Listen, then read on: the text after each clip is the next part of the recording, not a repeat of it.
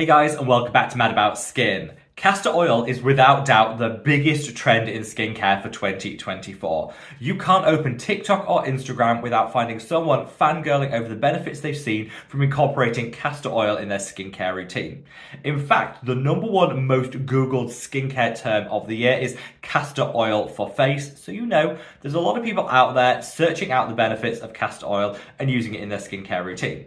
Well, here on Mad About Skin, I'm passionate about not only helping you guys choose the right products for your skin's needs, but also using them correctly. Making sure that you're using them in a way to maximize benefits. And it pains me to see that online, a lot of people are using castor oil incorrectly, potentially limiting the benefits they can see. Well, we're going to put that right in today's video. I'm going to share with you a little bit of a brief overview, a realistic interpretation of what benefits you can expect to see from castor oil in skincare, but most importantly, how to use it to maximize those benefits on your own skin. Sit back, relax, let's talk all things castor oil. Now, one thing you'll notice when it comes to castor oil being talked about on social media is a lot of these posts are actually in paid partnership with a brand or sponsored.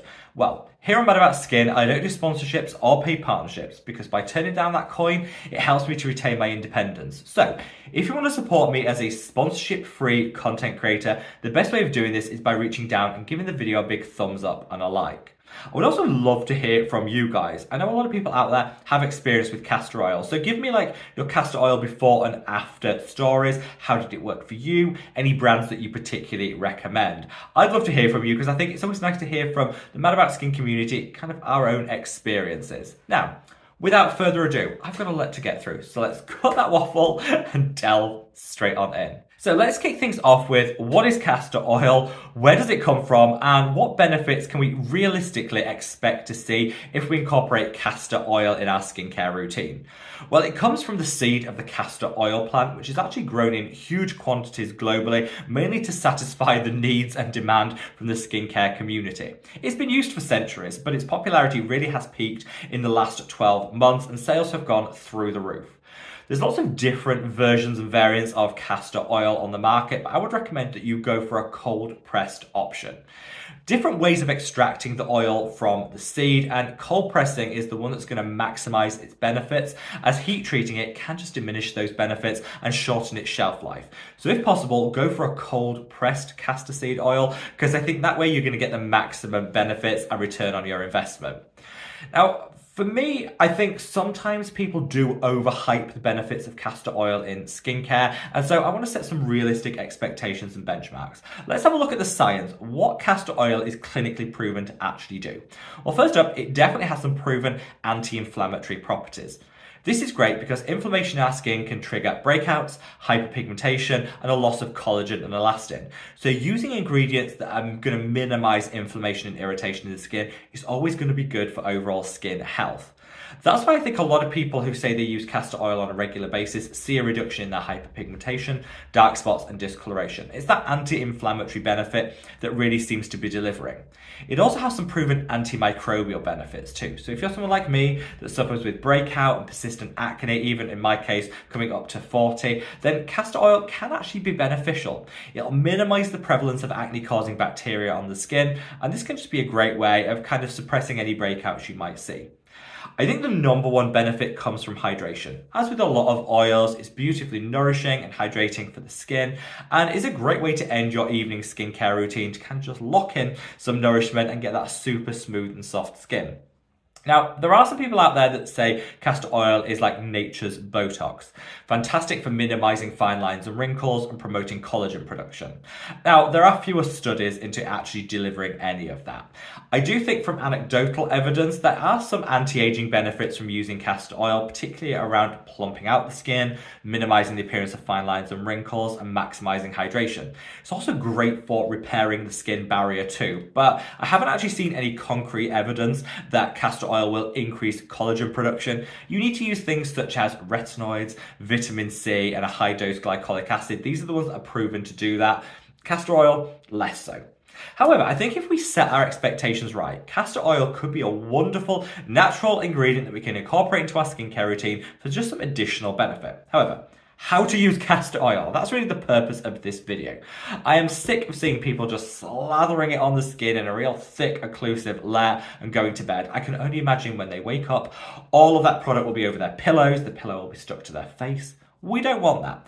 This is how, in my own experience of having used castor oil for the past, probably going on for 6 months, I think it's best to actually deliver those benefits. So, first and foremost, know that castor oil is quite a thick and sticky oil. Different oils will have different viscosity. Castor oil on the thicker, stickier side. You don't want to use it neat from a bottle. You're just not going to get a good user experience. Now, the one that I use is from a brand called Kitsch. I will link that, by the way. There's an image of it here. I will link it in the description box below. I think it's a good quality, very good price point. At the moment, they've got their Black Friday sale, but it comes in at about £10 for a real good, I think it's a 60ml bottle. So you get a lot for your money there, which I like. And they have like a 3-pack at the moment, so I think you can get 3 for like £25. So if you wanted to share them with a friend or whatever, it's a really high quality, inexpensive castor oil. Like I say, not sponsored, it's just the one I happen to be using. But as with all castor oils, it's slightly thicker. So what I tend to do is one of two things. You can either thin it out by mixing it with another thinner, lower viscosity oil, something like the ordinary rosehip seed oil, which is one of my personal favorites.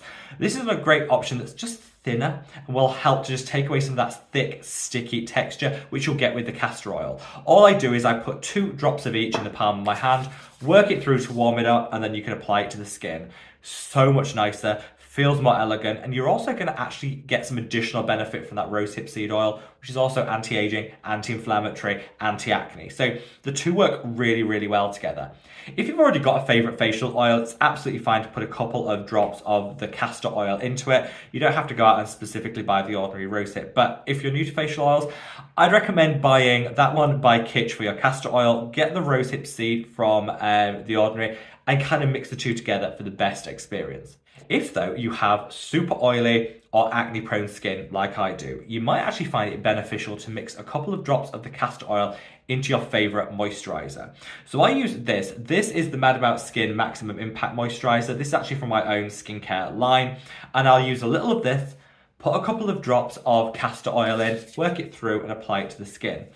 Using a product like this, which is a hydrating yet relatively neutral moisturizer, isn't going to interact with that castor oil in any negative way. And the castor oil will actually dial up the hydration that you're going to see from this product. So the two just work beautifully together. You also find that the castor oil will sink in a lot quicker and a lot easier if you're using the moisturizer almost like a carrier, a vehicle to get it within the skin. That's how I do it, but whether you choose to mix it with another slightly thinner, easier to apply oil, or you mix it with your moisturizer, it really doesn't matter. It's as simple as that. If you want to get maximum benefit from your castor oil, make sure that you choose a cold pressed one that's high quality. Make sure you either thin it out with another oil or you apply it with your moisturizer to really help that penetration. And that way you won't have the sticky pillows, you won't have the gloopy mess, and you'll get the maximum bang for your buck. You heard it here first, guys. Castor oil does have some great benefits. Temper your expectations and use castor oil correctly for the next level results. Hopefully this video helps out. Let me know your thoughts in the comments below, wherever you are in the world, guys. Stay safe, stay well, and love your skin. Take care. Bye.